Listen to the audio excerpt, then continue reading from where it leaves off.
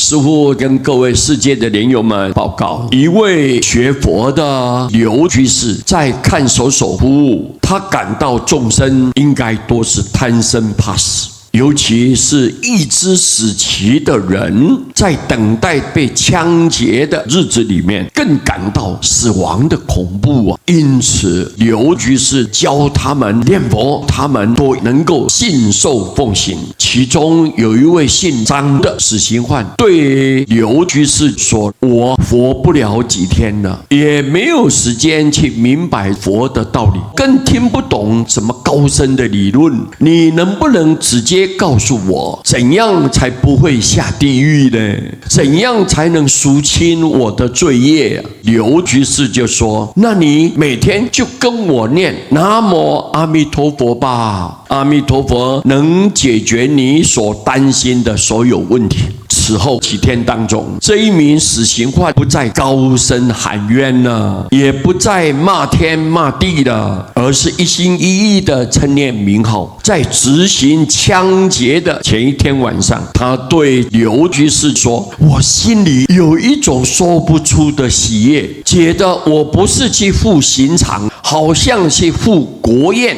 刚才我在梦中到了一个非常清洁、干净、一尘不染的地方，我一高兴我就醒来了。老师啊，你没有骗我，我好感激你，好感谢阿弥陀佛啊！”刘居士跟同监舍里面的人都为他念佛诵行，并对他说：“希望你能够保持正念，只管念佛，等到枪声一响，你便是极乐中人呢。要往生或者是要沉沦堕落，完全由你决定。你要好好的把握。生命在呼吸之间，我们在娑婆世界得到人生，无论你高贵贫贱，总有无常的一天呐。佛就告诉我们，多障的众生，业障很多很深的人，专念佛名这一句佛号是清净的修行道业，教我们能够永脱轮回，专修念佛，念念可以灭除80亿劫的生死重罪，能够自在往生西方净土成佛啊！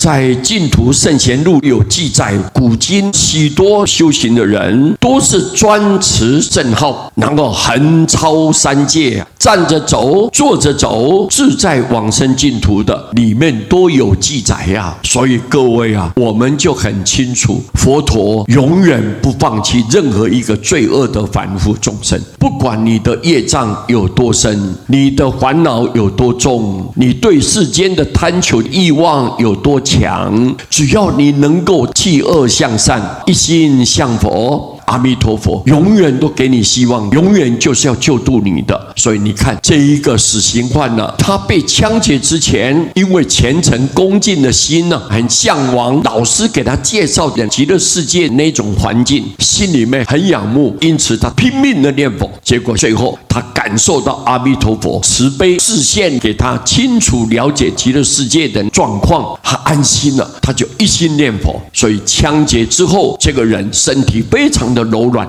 你看杀业这么重的人，造罪无量无边的人，阿弥陀佛依然秉持着他对众生的承诺跟誓愿，永远不放弃任何一个众生，他就是要救度你。救度什么人？念佛的人。所以我们只要信受奉行，我们人人都有希望，人人都有将来。我们将这个公案来向所有莲友们报告。谢谢大家，阿弥陀佛。